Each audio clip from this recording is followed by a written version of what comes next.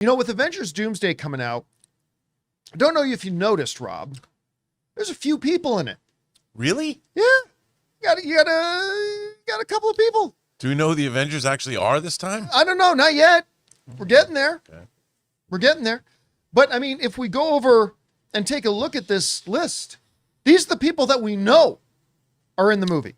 Pedro Pascal, Vanessa Kirby, Joseph Quinn, Eben Moss Bacharach, Sebastian Stan, Florence Pugh, David Harbour, Wyatt Russell, Hannah John Kamen, Louis Pullman, Anthony Mackie, Chris Hemsworth, Letitia Wright, Paul Rudd, Simu Liu, Tom Hiddleston, Winston Duke, Danny Ramirez, Tino Carrera, Chris Evans, Benedict Cumberbatch, Haley Atwell, Patrick Stewart, Ian McKellen, James Marsden, Kelsey Grammer, Channing Tatum. And those are just the ones we know.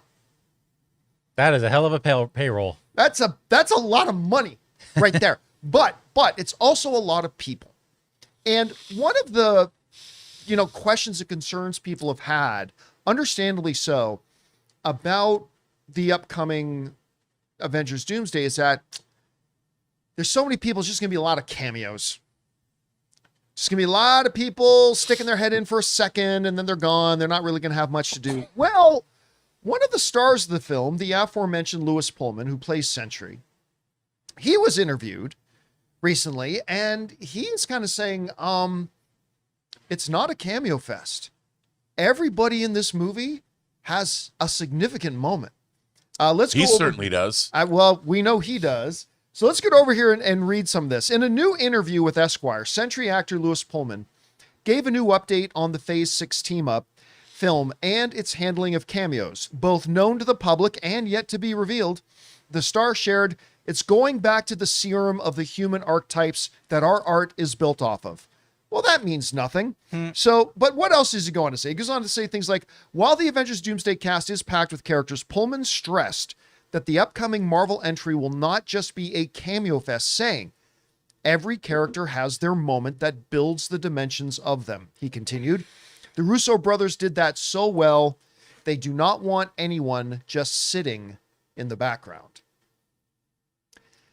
I think, if we go back a bunch of years, and it's hard to think about this now, but I remember when Joss Whedon's first Avengers film came out. I still think the best comic book movie ever made, when you look at the importance of it and what it did. But regardless of whether you agree with that or not, I remember when that movie was coming out, everybody was freaking out. You can't possibly do a balanced movie with Captain America, Iron Man, Hulk, Thor, Hawkeye, Black Widow, Loki's going to be in there, Nick Fury's in there. You've got these guys. Like, you can't possibly. And yet somehow Joss Whedon basically created, the Marvel Cinematic Universe had already been around, but with Avengers, Joss Whedon basically established the identity of the MCU and how they could handle multiple characters and how everybody had their moment. Now, then the questions came back up again with movies like Infinity War and Endgame, and now, of course, they're back, understandably so, because that list of characters we just went down, unprecedented. But Rob, when I was going through the Avengers Doomsday stuff, one of the things that stood out to me is nobody's there just to be there. Like, everybody who was there that I'm aware of were all there for a reason. Their presence was important because of this, or they performed an action that ended up being consequential. There really were no wallflowers. Just there's like, hi, everybody. Remember me from that other Marvel movie? I didn't really sense any of that. Now, whether or not that translates into the movie or not is another question altogether. But Louis Pullman is saying, everybody who's here, every one of these characters has at least one significant moment in it. And if the Russo brothers can build on that template that Joss Whedon set so many years ago now, that's going to be quite a feat if they can do it, because this is a hell of a lot of characters.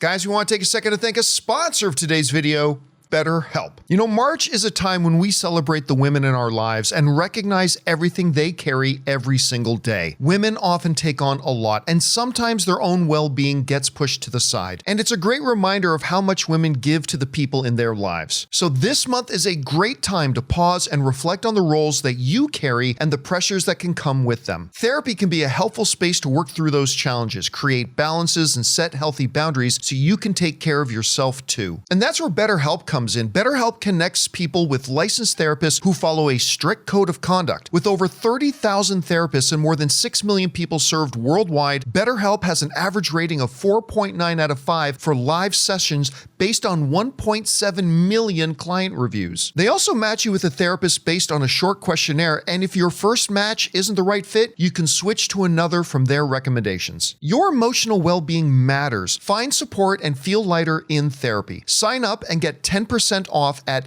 betterhelp.com/Campea. That's betterhelp.com/Campea.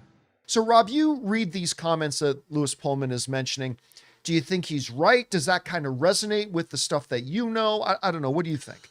Oh, I think he's totally right. I mean, you know, one of the things that's kind of, I think, frustrating about all of these leaks about what Avengers Doomsday is actually about is they're describing a bunch of plot, but what's completely missing from all these plot leaks is all the character stuff that's in the movie. Like, if you were to take the plot of Infinity War and just lay it out like, well, Thor goes and Rocket goes to, you know, the Forge, and they meet a guy to make Stormbreaker, whatever. They have to turn on a star.